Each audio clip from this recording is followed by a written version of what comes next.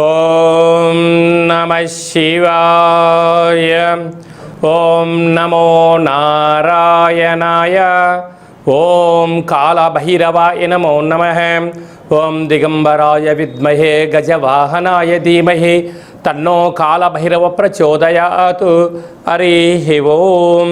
మా ఛానల్కి స్వాగతం. చూస్తున్న వీక్షకులకు ప్రేక్షకులకు ప్రియ కాళభైరవ భగవద్బంధుకి స్వాగతం పలుకుతూ మమ్మల్ని ఎంతగానో ఆదరిస్తూ ఉండబడినటువంటి ప్రియ సోదర సోదరీమణులకు, జ్యోతిష్య అభిమానులకు, సనాతన ధర్మ సంరక్షకు అందరికీ కూడా ఆదివారం అమావాస్య సందర్భంగా, మిగులు సోమవతి అమావాస్య సందర్భంగా ఎలాంటి విధి విధానం పాటించాలి, అఖండమైనటువంటి అష్ట కష్టాలకు స్వస్తి పలుకుతూ 8 సంవత్సరాల తర్వాత అధిక జ్యేష్ఠమాస అమావాస్య సందర్భంగా ఎలాంటి విధి విధానం పాటించడం వలన రాజయోగం కలిగి నరదృష్టిని, శత్రు ప్రభావాలను ఎలా తొలగించుకోవాలో సవివరంగా సంపూర్ణంగా తెలుసుకుందాం.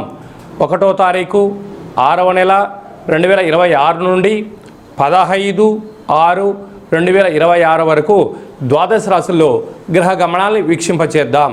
విశేషంగా కుజభగవానుడు మేషరాశిలో స్వక్షేత్ర సంచార స్థితి, వృషభ రాశిలో రవి సంచార స్థితి, మిథున రాశిలో త్రిగ్రహ సంచార స్థితి, బుధ భగవానుడు స్వక్షేత్రకారకుడు, అక్కడే చివరి రోజు అయినటువంటి దేవగురు బృహస్పతి సంచార స్థితి, 2వ తారీఖు నుంచి కర్కాటక రాశిలోకి ఉచ్చ స్థితిలో సంచార స్థితి జరగబోతుంది.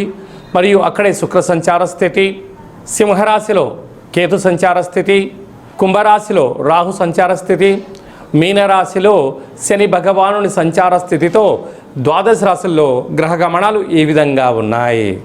మేషరాశి వారికి ఎన్నడూ లేనటువంటి విధంగా రాశిలోనే కుజభగవానుడు ఉచ్చ స్థితిలో యమునా నది పుష్కర సందర్భంగా గురువు యొక్క ఆశీస్సుల వలన ఒకవైపు ఏలనాటి శని దోషం ఉండినను అద్భుతమైన యోగం అని చెప్పి గమనించాలి.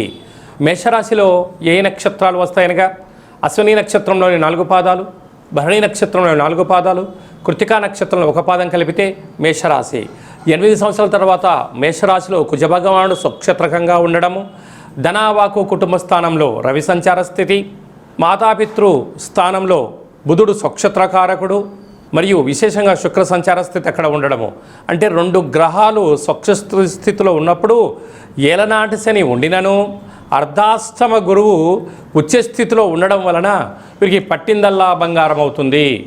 విద్య, ఉద్యోగ, వ్యాపార, సేవారంగ కార్యక్రమాలలో ఒడిదుడుకులు ఉండినను ఓపికగా ఉండండి. పట్టుదల, సహనమే విజయానికి తొలిమెట్లుగా భావించండి. విశేషంగా శత్రువులను పెంచుకోవద్దు. దూరవాయు జల ప్రయాణాలు చేసేటప్పుడు అనేక రకాల ఆటంకాలు పొంచి ఉన్నాయి కనుక సమయస్ఫూర్తి, వినయ విధేయతలతో జీవితాన్ని ముందుకు తీసుకెళ్ళగలగాలి అని చెప్పి జ్యోతిర్విజ్ఞానం తెలియజేస్తుంది. వ్యయంలో శని భగవాను సంచార స్థితి ఉండడం వలన అనవసరమైనటువంటి చర్చలకు, అపహాస్యము, వేలాప్రాలకు ఇది సరైన సమయం కాదు అని చెప్పి గమనించాలి. అనేక మంది శత్రువులు పొంచి ఉన్నారు కనుక ఇలాంటి కాల సమయంలో ఈ ఆదివారం అమావాస్య సందర్భంగా తప్పకుండా మీరు ఇంట్లో కూష్మాణ దీపాన్ని వెలిగించండి. అలాగే నిమ్మకాయ దీపాన్ని దిష్టి తీసి బయట పడేయగలిగినట్లయితే సకల శని దృష్టి, గ్రహ దృష్టి తొలగిపోయి ఐశ్వర్యము మేషరాశి వారి సొంతమవుతుందని చెప్పి గమనించాలి. జూన్ నెలలో ప్రథమార్థంలో ముఖ్యమైన పండుగల గురించి క్లుప్తంగా, సవివరంగా, సంపూర్ణంగా తెలుసుకుందాం. 2వ తారీఖున దేవగురు బృహస్పతి కర్కాటక రాశిలోకి ఉచ్చ స్థితిలో సంచార స్థితి జరగబోతుంది.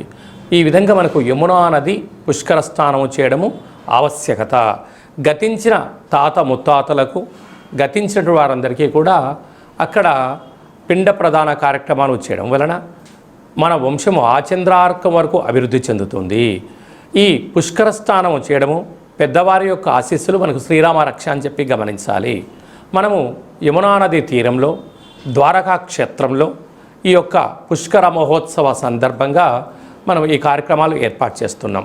వెళ్ళలేనటువంటి వారు ఈ కింద నెంబర్ సంప్రదించి ఎవరి గోత్రనామంలో అయితే అక్కడ కార్యక్రమాలు చేయించాలో వాట్సాప్లో పంపించగలిగినట్లయితే అక్కడి నుంచి మీకు వీడియో కాల్ ద్వారా ప్రత్యక్ష పూజా కార్యక్రమం చేయించి మీకు ఆ యమునా నది పుష్కర జలాన్ని అందజేయడం జరుగుతుందని చెప్పి గమనించాలి. అలాగనే మనకు విశేషంగా 8వ తారీఖున కాళాష్టమి, 8 సంవత్సరాల తర్వాత అధిక జ్యేష్ఠ మాసంలో బహుళపక్షంలో అష్టమిని కాళాష్టమి అంటారు. కనుక కాళాన్ని జయింపజేసే శక్తి కాలభైరవుడికి ఉంటుంది. కాలభైరవుడి యొక్క స్మరణ ధ్యానము ఉత్తమమైనటువంటి జీవితానికి స్వాగతం పలకవచ్చు అని చెప్పి గమనించాలి. 13వ తారీఖున శని త్రయోదశి. ఆ శని భగవాన్ యొక్క స్మరణ ధ్యానము దీపము అభిషేకం వలన శని దోషాలు తొలగిపోతాయని చెప్పి గమనించాలి. 14వ తారీఖున విశేషంగా ఎన్నడూ లేనటువంటి విధంగా 8 సంవత్సరాల తర్వాత అధిక జ్యేష్ఠమాస బహుళపక్ష అమావాస్య ఆదివారం. అలాగనే మిగులు 15వ తారీఖున సోమవతి అమావాస్య.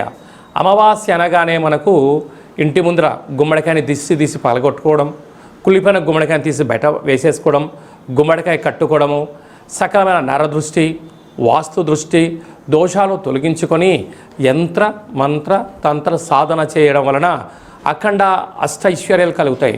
ఇది అధిక జ్యేష్ఠ మాసం విశేషంగా ఆదివారం అమావాస్య సందర్భంగా మనము ఏ చిన్న ఆవగింజంత పూజా కార్యక్రమాలు చేసినా గుమ్మడికాయంత ఫలితం కలుగుతుందని చెప్పి గమనించాలి.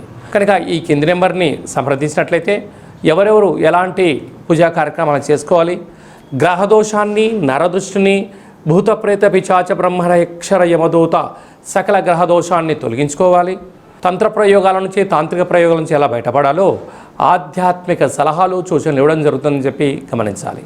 అలాగని మీ వ్యక్తిగత జాతకం తెలుసుకోవాలనుకుంటున్నారా?